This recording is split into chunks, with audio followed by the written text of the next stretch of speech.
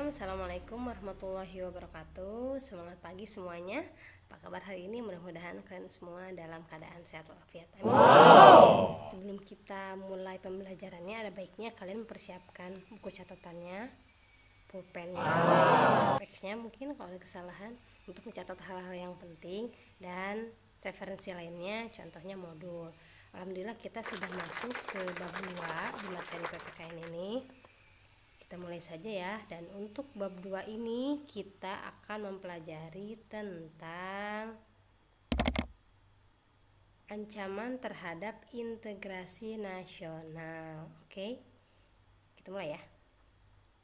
Selanjutnya ya, apa saja yang akan kita pelajari di bab 2 ini? Yang pertama, kita akan belajar mengenai pengertian dari ancaman. Yang kedua, kondisi Indonesia. Yang ketiga, macam-macam ancaman. Yang keempat, jenis ancaman. Dan yang kelima, bentuk ancaman. Mulai saja, dimulai dari pengertiannya nih. Kalau kalian dengar kata ancaman nih, apa sih yang tersirat atau terpikir di pikiran kalian tentang ancaman? Ya, ancaman biasanya berhubungan dengan sesuatu yang membahayakan, sesuatu yang membuat tidak tenang, gitu kan? Ancaman. Nah, kalau dalam materi ini, ancaman diartikan sebagai setiap usaha dan kegiatan baik dari dalam negeri maupun luar negeri yang dinilai membahayakan kedaulatan negara, keutuhan wilayah negara, dan keselamatan segenap bangsa. Kedaulatan negara ini artinya berhubungan tentang kemerdekaan suatu negara. Keutuhan wilayah negara ini berhubungan tentang segala sesuatu yang berhubungan tentang konflik atau perpecahan. Dan ini ada keselamatan segenap bangsa, artinya berhubungan dengan optimalisasi dari sistem pertahanan dan keamanan suatu negara. Ya. Lanjut. Oke, di sini kita bisa lihat ada apa nih?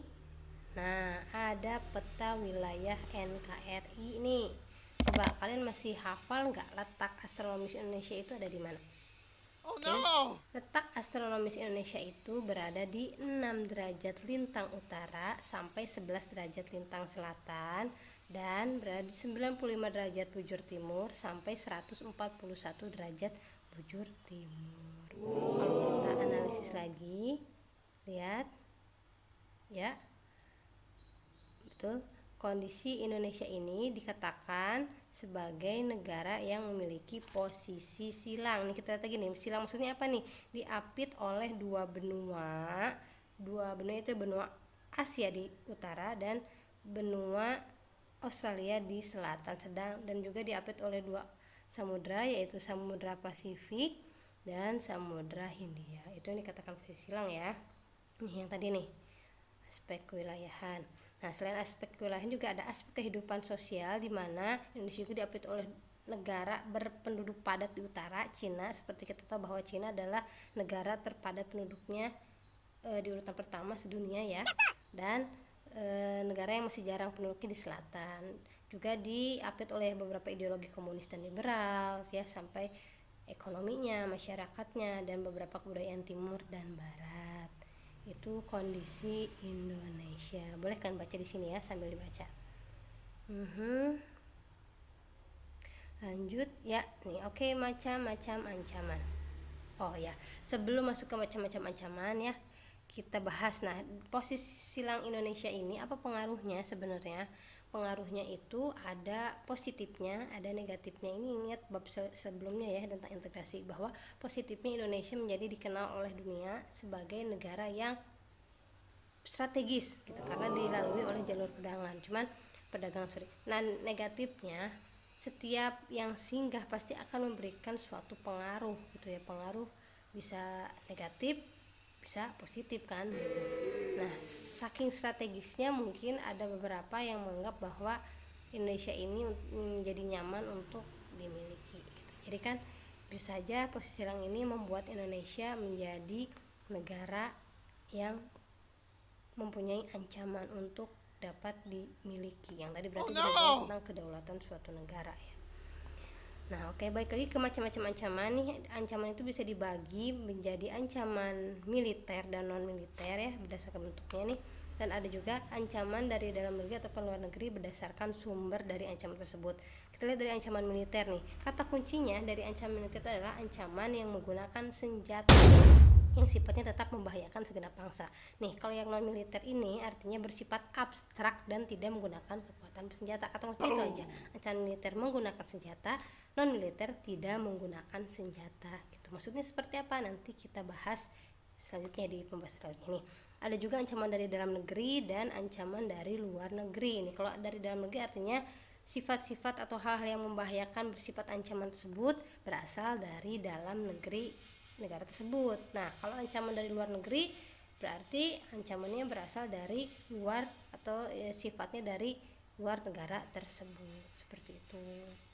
Next. Oke, ini lihat yang tadi ya tentang ancaman. Oke, nih bentuk-bentuk ancaman itu multidimensional. Tadi kan ada fisik dan non fisik ya, militer dan non militer. Nah, ini itu bisa mengganggu terhadap semua lapisan kehidupan atau I polek sos budahan kam. Apa itu I polek sos budahan kam? I ideologi, politik, ekonomi, sosial budaya, pertahanan dan keamanan gitu. Ya, tentu saja ini merupakan ancaman terhadap kedaulatan negara. Next. Ya, oke, yang tadi ini ancaman militer dan non militer. Sekali lagi, militer menggunakan senjata, non militer tidak menggunakan senjata.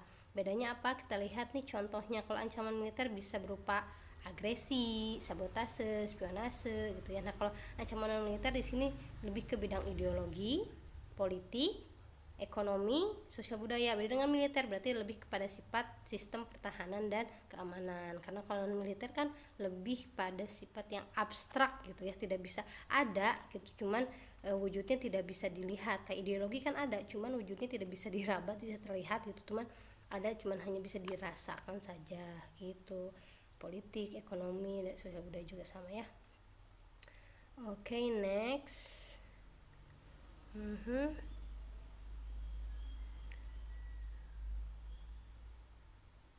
Ya, pertama nih ancaman militer, bentuk-bentuknya apa saja? Bisa agresi gitu, itu menggunakan kekuatan bersenjata gitu. Jadi fisik ya di sini, jadi ada bentuknya bisa dilihatnya.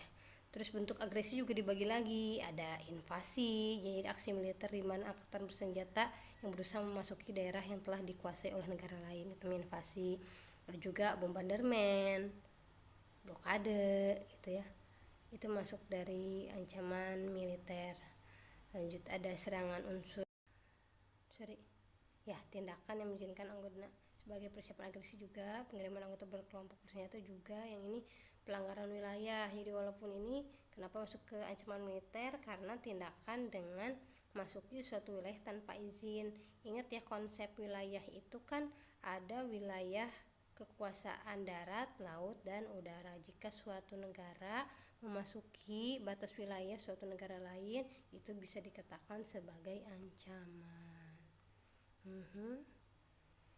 Next ya, ada spionase. Ini masih masuk ke ancaman militer ya. Spionase, spy nih, kalian suka dengar nih, mata-mata itu intelijen gitu. Jadi mendapatkan informasi dari suatu negara secara sembunyi-sembunyi.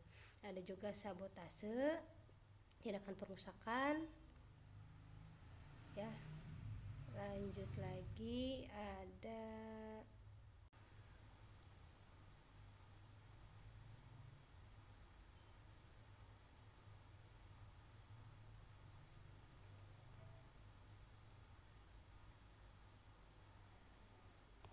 aksi teror bersenjata. Ini juga pernah terjadi ya di Jakarta. Contohnya serangan Jakarta pada tahun 2016 ya. Jadi serangan semacam gerakan terorisme gitu. Nah, pemberontakan bersenjata juga sama, ini banyak terjadi di Papua ya akhir ini, dan pernah terjadi juga pada kejadian G30 SPK ini. Oke, ini yang non militer, yaitu merupakan ancaman yang tidak bersifat fisik, artinya tidak menggunakan senjata, tidak terlihat gitu, namun lebih membahayakan juga sama karena bersifat laten, artinya tidak nampak ya. Bentuk ancaman non militer yaitu berdimensi ideologi, politik, ekonomi, sosial budaya, dan bisa juga dalam teknologi, informasi, serta keselamatan umum. Yang pertama, ancaman berdimensi ideologi nih. Ancaman berdimensi ideologi contohnya seperti ideologi yang berusaha masuk ke Indonesia, karena kan kalau ideologi itu lebih menyerang kepada pola berpikir ya, cara berpikir, merubah cara berpikir manusianya gitu. Jadi contohnya apa yang tadi seperti liberalisme dan komunisme. Sedangkan liberalisme itu yang ada di paham yang dipakai di negara barat ya, sedangkan komunisme juga oleh Rusia, Uni Soviet dulunya, dan beberapa negara lainnya itu tidak sesuai dengan ideologi kita, sedangkan ideologi kita adalah ideologi Pancasila. Jadi mereka ingin supaya ideologinya bisa menggantikan ideologi Pancasila, itu termasuk terhadap ancaman ya, jadi masuk pada ancaman berdimensi ideologi itu. Yang kedua juga ada berdimensi politik, jadi ini lebih menggerak sama ya, tidak nampak juga, banyak melakukan seperti isu-isu adu domba, mengatasnamakan HAM, ingin dilegalisasinya pernikahan sesama jenis seperti itu kan, itu menimbulkan pro dan kontra juga ya, cuman memang tidak sesuai dengan norma-norma yang ada dan tidak sesuai dengan Pancasila juga gitu. Nah itu kan bisa dijadikan sebagai suatu ancaman politik. Bisa juga KKN atau korupsi, kolusi, nepotisme, itu ancaman bukan sih ya, berarti ancaman yang tidak nampak, non militer, dan artinya berasal dari dalam negeri, karena kebanyakan yang korupsi itu ya pemerintah sendiri ya gitu. Padahal pemerintah itu ada untuk mewakili rakyatnya, jangan ditiru. Oke, ancaman berdimensi ekonomi berarti lebih pada sifat yang berhubungan dengan finansial ya. Finansial artinya keuangan, yang di sini yang sering itu contohnya budaya konsumtif, artinya masyarakat Indonesia itu terkenal dengan budaya yang banyak mengkonsumsi tapi belum bisa banyak memproduksi. Contoh nyatanya motor deh, yang membuat itu adalah negara Jepang, tapi yang banyak menggunakan negara Indonesia ya, sedangkan orang-orang Jepang sendiri kebanyakan ya. Lihat sekali bentuk konsumtifnya bangsa Indonesia. Itu ancaman ekonomi. Menurut kalian gimana? Bisa juga daya saing produk Indonesia yang masih kalah bersaing. Contohnya kemarin yang lagi rame tentang mobil listrik ya, mobil listrik Tesla, tahu? Nah itu buatan Indonesia bukan ya, sebenarnya katanya ada suatu produk mobil buatan Indonesia juga, cuman akhirnya tidak rampung diresmikan, tapi tiba-tiba ada Tesla yang dipublikasikan di Indonesia. Menurut kalian itu ancaman atau bukan? Next ada ancaman sosial budaya. Ini kelihatan nyata banget ya, karena berhubungan dengan keseharian masyarakatnya. Di sini timbul konfliknya bisa dari mengatasnamakan agama, ras, antar golongan, antar agama Islam Kristen sering bermasalah gitu. Terus ada juga mengatasnamakan agama, ras, antar golongan, antar agama Islam Kristen sering bermasalah gitu. Terus ada juga sifat-sifat beberapa kebudayaan kita yang semakin hari semakin tergeser dengan kebudayaan asing ya, seperti westernisasi, kayak ke barat-baratan gitu. Sekarang kayak ke barat-baratan, kayak ke Jepang-Jepangan gitu. Sebenarnya tidak apa-apa budaya yang ada itu, asal selama tidak bertolak belakang dengan budaya kita dan tidak merubah budaya asli Indonesia. Nah hal yang seperti itu menurut kalian termasuk ancaman sosial budaya bukan?